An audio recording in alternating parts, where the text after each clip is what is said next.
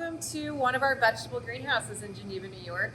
We use this space for regenerating accessions. So because seeds have a shelf life, that means we need to grow them up occasionally to collect fresh seed to reset that shelf life clock. And so this is one of the greenhouses we do that in.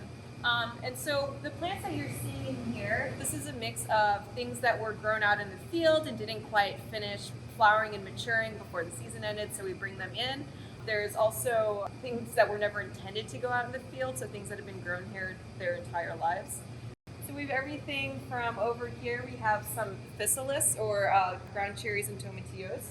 What's taking up a lot of space right now are some brassica accessions here, and these were ones that have been recently moved out from the field.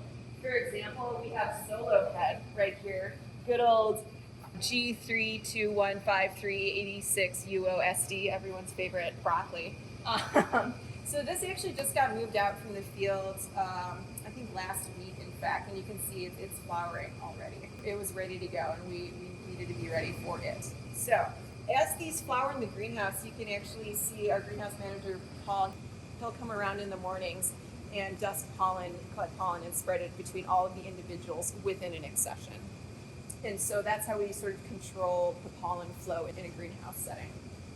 So over here we have some Benicasa, also known as winter melon. You may have encountered it in various Asian cuisines. And so this is actually in the greenhouse because this was started as seedlings in the greenhouse and it was intended to go out in the field.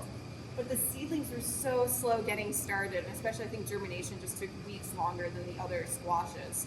And so we just weren't confident that it would have a long enough season to actually set fruit before the frosts came back, which I think they're due next week. So that's been sitting in the greenhouse the whole summer. We have some onions as well. And again, these are things that, for whatever reason, just weren't performing well in the field. I think one of the issues with this particular accession is that based on how it was growing in the field, we actually suspected it was probably a short day onion, which don't do very well at this latitude. And so again, we brought it into the greenhouse to see if we can rescue all the work we'd already done with it. This is one of our Datura accessions. It's part of one of our lesser known collections we have, which is a small medicinal plants collection. So Datura is also known as Jimson weed. It actually grows as a weed in the wild and is known for both being toxic and production of psychoactive compounds. So it's a fun plant. But what's also really cool about it is it makes these really fun spiky golf ball fruits that you can see here.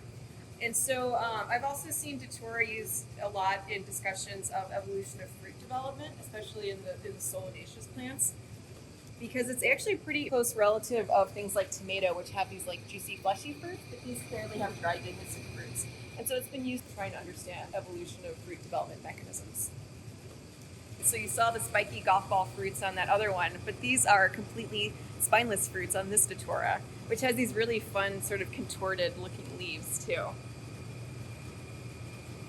One of the biggest parts of our vegetable collection here in Geneva is our tomato collection. We have over 6,600 different tomatoes. It's one of the largest tomato collections in the world, and I believe it's the largest one held at a single site, so that's pretty exciting. Most of the tomatoes that we have are actually cultivated tomato varieties that have already undergone some sort of breeding process.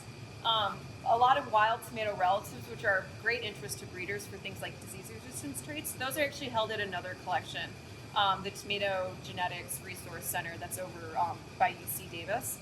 However, we do have some wild tomato relatives here ourselves, and so this is one example here that's been growing in the greenhouse for quite a while now, and we've been waiting for it to set fruits and set seed.